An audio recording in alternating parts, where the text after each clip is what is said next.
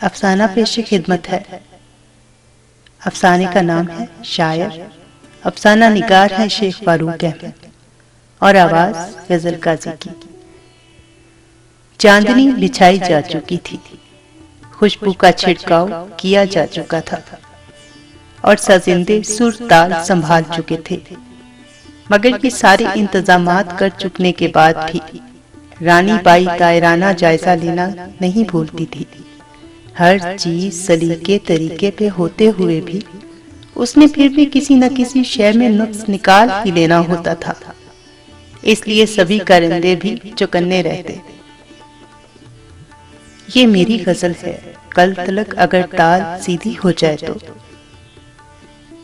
تیکھے نقوش والا یہ نوجوان کئی بار پہلے بھی یہاں آ چکا تھا، اپنے مہذب انداز کے ساتھ ساتھ بتات دینے کا اسلوب بھی خوب جانتا تھا۔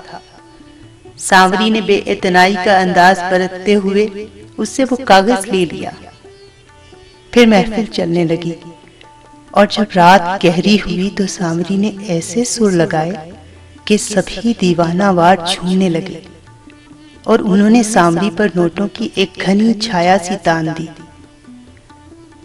غزل بھی کمال کی تھی، ایسے میں وہ نوجوان بھی سر جھکائے مستی میں جھوم رہا تھا۔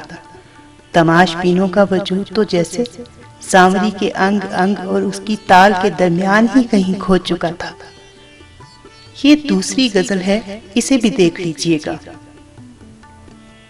موصوف نوجوان نے جیب سے ایک اور پرچی سی نکال لی، اور پھر اسے سانوری کے ہاتھوں میں تھما کر چل دیے۔ رانی بائی جیسی گھاگ عورت ایسے معاملات کو یوں نظر انداز نہیں کرتی تھی، مگر شاید آج اس سے کوئی چوک ہو گئی تھی۔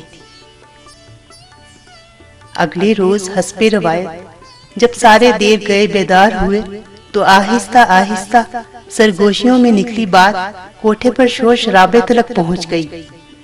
یہ کیسے ممکن ہوا کہ سانوری رات گئے کوٹھے سے بھاگ گئی؟